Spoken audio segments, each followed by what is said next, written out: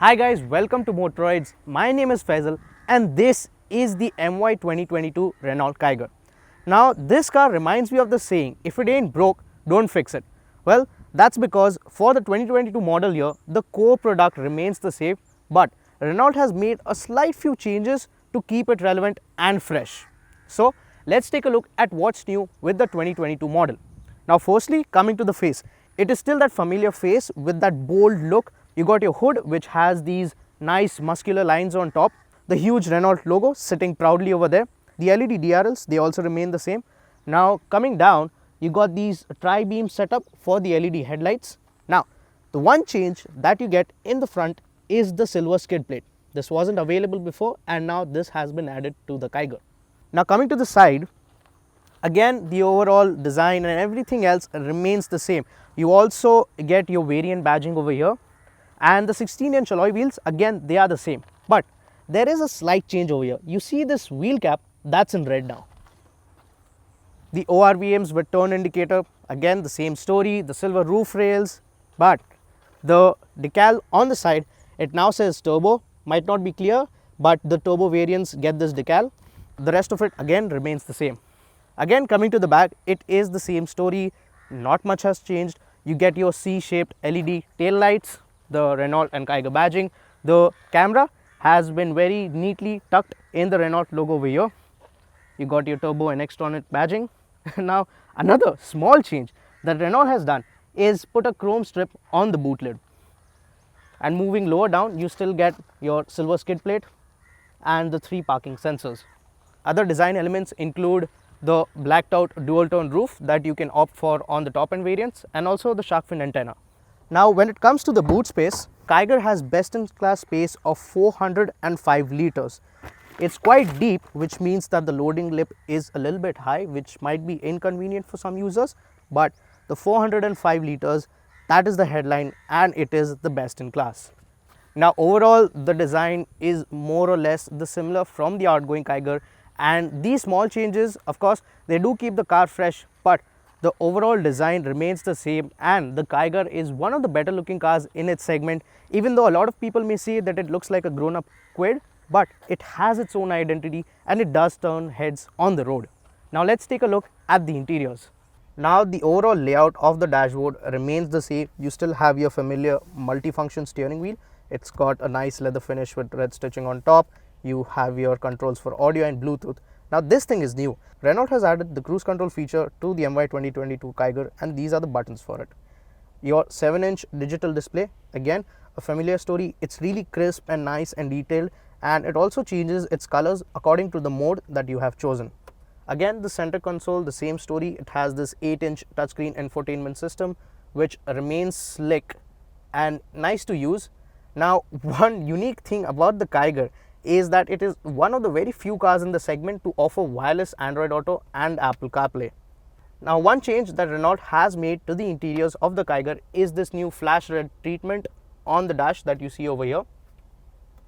Coming below, of course, you got your dual glove box setup, one of which is cooled.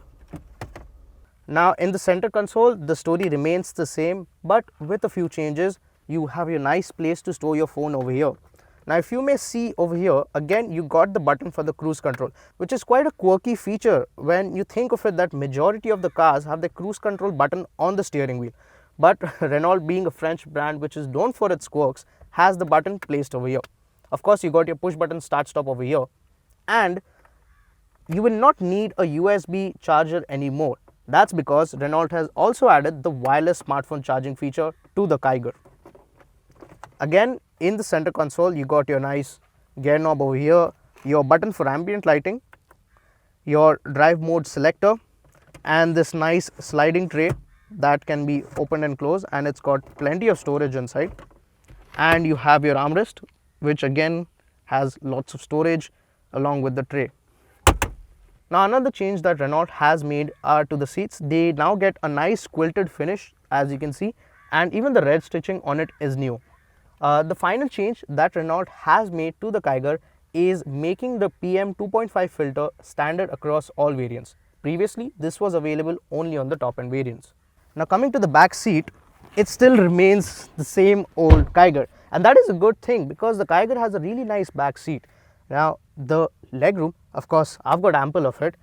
The headroom is good as well, and the under thigh support, fine, it's adequate as well. The width, however, good for 2 people, but 3 people we'd say only for shorter journeys.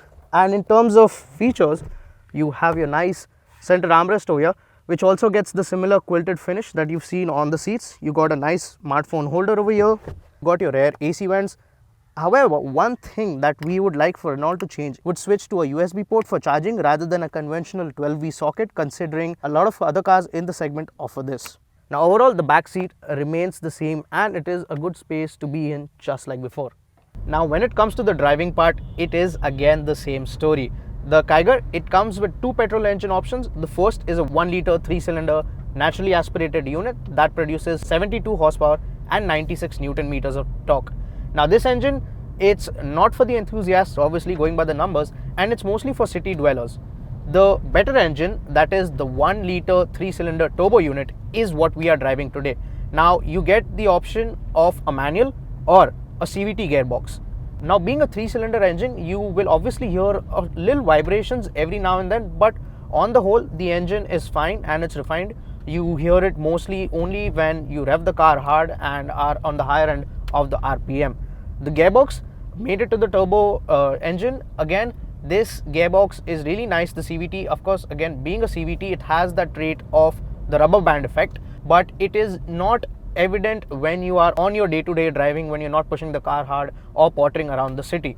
Now coming to the numbers, it produces 100 horsepower and 152 Newton meters of torque in the CVT guys and 160 Nm of torque in the manual guys. These power figures are more than adequate, and the Kiger is actually fun to drive, going by the fact that it really isn't that heavy, and the addition of the drive modes also helped the case. So you got the normal mode, the eco mode and the sport mode, and these modes actually make a difference. So when you're using the eco mode, the throttle is not very responsive, the steering is light, and obviously it's for extracting the best mileage. The normal mode, it's a good mix between the sport and the eco, and it's perfect for driving in the city and even on long journeys, and the power is more than adequate. When you switch to the sport mode, the car actually becomes very sprightly. Even the steering wheel weighs up really well, and the Kiger is actually quick for its course. We assume that it could do 0 to 100 in around the 10 or 11 second mark, which is really good for the car of this size and this power. Now coming to the ride and handling part, this is another trait which the Kiger is really known for, and it is actually very good at. Now being a Renault, the Duster was also known for its ride quality, and the Kiger is the same. The balance between the ride and handling is great, and come bad roads or potholes or anything, this car takes it in its stride. Now even though the suspension still has that stiffness in it, it is not that soft.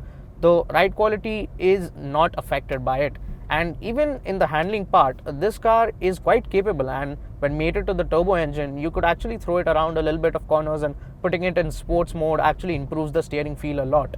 So all in all, this car is really fun to drive, and also the bad roads are not an issue for the Kiger. So that was the MY 2022 Renault Kiger.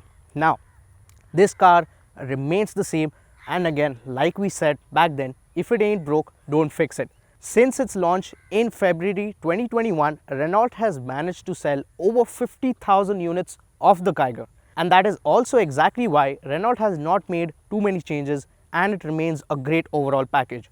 It's packed with features, it offers great performance in the turbo and CVT combination, it has good space, it has a really nice ride and handling balance. It has also scored 4 stars in the global NCAP crash test. And overall, the value that this car offers, priced between rupees 5.99 lakhs to rupees 10.62 lakhs ex-showroom Mumbai, this is one of the nicest compact SUVs that you can buy today. So that was the 2022 Renault Kiger for you. Let us know what you think of it and if you would pick it over the Nissan Magnite. Till then, this is Faisal signing off. Rev hard and rev free.